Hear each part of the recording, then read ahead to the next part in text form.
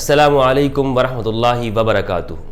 عربی زبان کا ایک محاورہ ہے، کہا جاتا ہے الفتنۃ نائمۃ لعن اللہ من ایقظھا۔ فتنہ سویا ہوا ہوتا ہے، دبا ہوا ہوتا ہے، خدا کی پھٹکار ہو اس کے اوپر جو فتنے کو جگاتے ہیں۔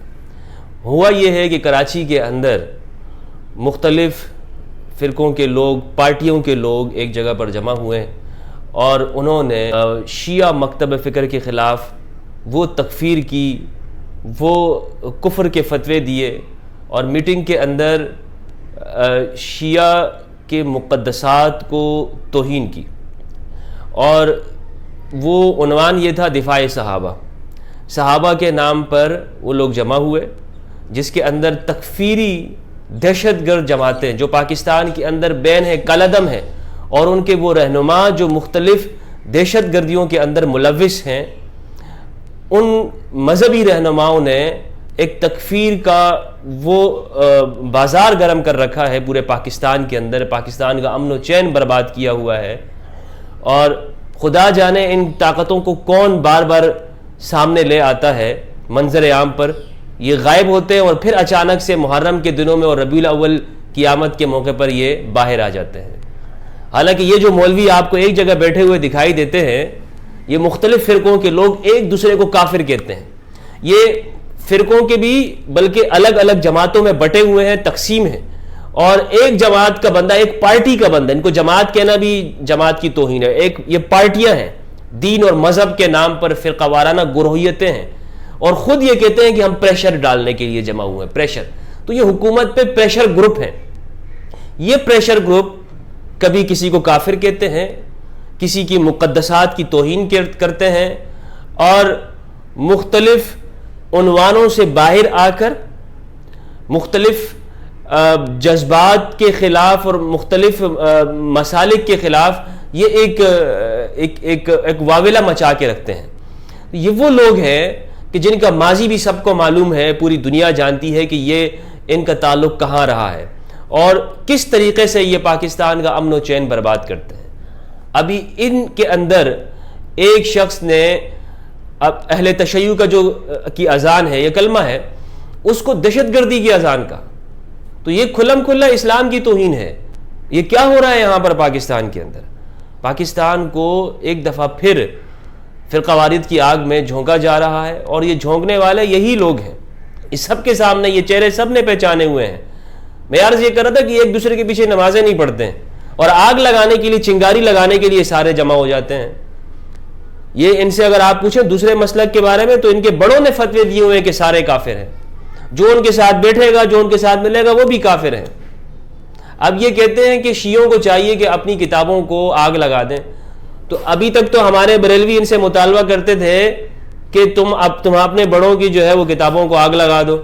تو واضح لفظوں کے اندر یہ اسلام کی توہین ہے کہ جب آپ کہہ رہے ہیں کہ لا الہ الا اللہ محمد رسول اللہ کے ساتھ ساتھ علی ولی اللہ کہتے ہیں، اور یہ دہشت گردی ہے، کیونکہ شیعہ جو ہے وہ اپنی اذانوں کے اندر علی ولی اللہ کہتے ہیں، تو اسے یہ مولوی صاحب کہہ رہے ہیں کہ دہشت گردی ہے۔ اور پھر ساتھ میں ان میں ایسے لوگ بھی بیٹھے ہوئے ہیں جو کہہ رہے ہیں کہ سوشل بائیکاٹ کرنا چاہیے ان کا۔ شیعہ کوئی پاکستان میں اقلیت یا کوئی مائنورٹی نہیں ہے، پاکستان میں ایک اکثریت ہے، اور پوری دنیا کے اندر اکثریت ہے۔ ان کا سوشل بائیکاٹ کرنے کی طرف بلا رہے ہیں کہ ان کے ساتھ نہ لین دین کرو، نہ معاملات کرو۔ اس کا مطلب یہ ہے کہ یہ جو ہم سنتے ہیں کہ مسلمانوں کے خلاف سازش ہو رہی ہے، ساری دنیا مسلمانوں کے اوپر سازشیں کر رہے ہیں، میں اس میں ایک جملے کا اضافہ کروں گا کہ مسلمان خود ہی اسلام کے اندر سازش کر رہے ہیں، اور ان جیسے مولوی حضرات اس سازش کے سرغن ہیں۔ انڈیا کے ایک بہت بڑے تجزیہ نگار ہیں میجر گورو آریہ، انہوں نے کہا تھا کہ پاکستان کو کس طرح سے کیا کیا جا سکتا ہے، تو اس میں بتایا تھا کہ ان چند مولویوں کو خریدا جا سکتا ہے، اور میں سمجھتا ہوں کہ یہ وہی مولوی ہیں کہ جو بیرونی قوتوں کے اشاروں کے اوپر پاکستان کا امن اس کو تہ و بالا کرتے ہیں۔ پاکستان میں شیعہ سنی امن کے ساتھ رہتے ہیں، لیکن اس طرح کے شرپسند عناصر، اس طرح کے ملا جو ایک دوسرے کے پیچھے نماز تک نہیں پڑھتے اور پھر کفر کے فتوے بھی لگاتے ہیں، دہشت گردیاں بھی کرتے ہیں، نفرت بھی پھیلاتے ہیں، اپنے مدرسوں کے اندر بھی سوسائڈ بمبرز تیار کرتے ہیں، اس طرح کے لوگ، اور یہی بکتے ہیں، یہی وہ ایجنٹ ہیں۔ تو یہ جو کہا جا رہا ہے، یہ ایک مرتبہ پھر پاکستان کے اندر ایک نفرت کی آگ بھڑکانے کی طرف ایک قدم ہے۔ اس پر پاکستان کی حکومت کہتی ہے کہ ہم فیٹ اف ہے، پوری دنیا سے ہمارے اوپر نظریں ہیں، تو ان کو کیوں کنٹرول نہیں کرتی؟ کیوں ان کو کھلی چھوٹ دے رکھی ہے؟ کیوں میڈیا کے اوپر آ کر یہ کھلم کھلا دہشت گردی کی باتیں کرتے ہیں، فساد پھیلانے کی بات کرتے ہیں؟ ان کو کیوں نہیں روکا جاتا؟ اس کا مطلب یہ ہے کہ ہماری حکومتیں اور ریاستیں ان کو کنٹرول کرنے میں ناکام ہیں، اور بعض اشارے یہ بھی ہیں کہ ان کو خود ان کی سرپرستی حاصل ہے، ورنہ تو پھر یہ اس طرح کی کھلم کھلا کسی کی مقدس چیزوں کے اوپر توہین نہ کرتے۔ دوسری بات یہ ہے کہ یہ جو کہتے ہیں کہ جی شیعہ لوگ بھی توہین کرتے ہیں، دیکھیں شیعہ کا اپنا ایک فرقہ ہے، ان کی اپنی ایک اسکول آف تھاٹ ہے، وہ آپ کے عقیدوں کے اوپر نہیں آ سکتے۔ ہم سنیوں سے کبھی بھی یہ ہمیں نہیں چاہیے کہ ہم شیعوں سے کہیں کہ وہ ہمارے عقیدوں کے اوپر آئیں، انہیں ان کے عقیدے کے اوپر رہنے دیں، ہم اپنے اوپر عقیدوں کے اوپر رہیں۔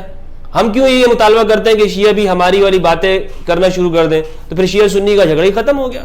وہ تو 1000 سالوں سے زیادہ جو ہے وہ چلا آ رہا ہے اسلام کے اندر، وہ تو صفین سے چلا آ رہا ہے، اور جو ہے وہ اس کے بعد آپ دیکھیں تاریخ کے کربلا سے چلا آ رہا ہے، تو یہ ساری تاریخ ہی نہ ہوتی۔ تو جو کرنے کا کام ہے یہ ہے کہ ہماری ریاست کے اندر پاکستان کو ہماری حکومتوں کو چاہیے کہ ان جیسے شرپسند عناصر کو کنٹرول کریں، کیونکہ یہاں پر شیعہ سنی فسادات سے ملک کو نقصان ہو رہا ہے، اسلام کو نقصان ہو رہا ہے۔ تو میری درمندانہ گزارش ہے، اس قدر جو علماء بیٹھے ہوئے ہیں، ایک تو یہ ہے کہ ہمارے ہاں لوگ سمجھتے ہیں کہ بس مولوی بیٹھ گئے تو کوئی بہت بڑا دین کا کام ہو گیا، فتویٰ دے دیا۔ اگر فتویٰ سنی دیتے ہیں تو فتویٰ دینا شیعہ کو بھی حق ہے۔ اگر آپ کہتے ہیں کہ شیعہ توہین کرتے ہیں تو پھر آپ بھی اس طرح کی باتیں کر کے توہین کر رہے ہیں۔ امیر معاویہ کبھی بھی سنیوں کے ہاں مقدس نہیں رہے ہیں، ہمارے ہاں اکابرین ہمیشہ سے ان پہ تنقید کرتے رہے، ان پہ بڑی بڑی کتابیں لکھی ہیں، مولانا مودودی سے لے کر دیگر ہمارے اکابرین، حافظ ابن عسقلانی، اور حتیٰ کہ شیخ ابن باز نے بھی اپنے مجموعہ فتاویٰ کے اندر لکھا ہوا ہے کہ علی علیہ السلام کے مقابلے میں آنے والے سارے کے سارے باغی ہیں۔ تو ان چیزوں کو کیا کریں گے؟ کیا وہ بھی توہین کر رہے ہیں؟ آپ گویا کہ امیر معاویہ، آج آپ کو اجازت دے دی جائے امیر معاویہ کو آپ جو ہے وہ مقدسات میں شامل کر لیں اہل سنت کی، حالانکہ وہ مقدسات میں شامل نہیں ہیں، خلفائے راشدین ہیں، لیکن اگر آپ ان کو شامل کر لیتے ہیں، کل کو آپ ہی میں سے جو اہل حدیث طبقہ ہے جو یزید کو رضی اللہ عنہ کہتا ہے، آپ کل کو یہ بھی مطالبہ کرو کہ یزید رضی اللہ عنہ، سارے پھر جمع ہو جاؤ گے سنی اور کہو گے کہ جی شیعوں کو چاہیے کہ یزید کی بھی توہین نہ کرے۔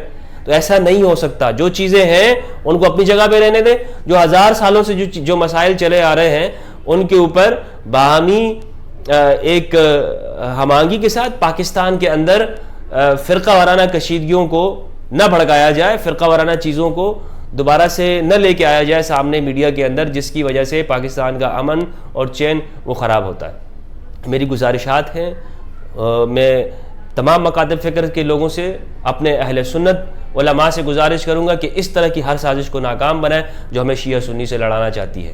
بہت بہت شکریہ، والسلام علیکم ورحمۃ اللہ وبرکاتہ۔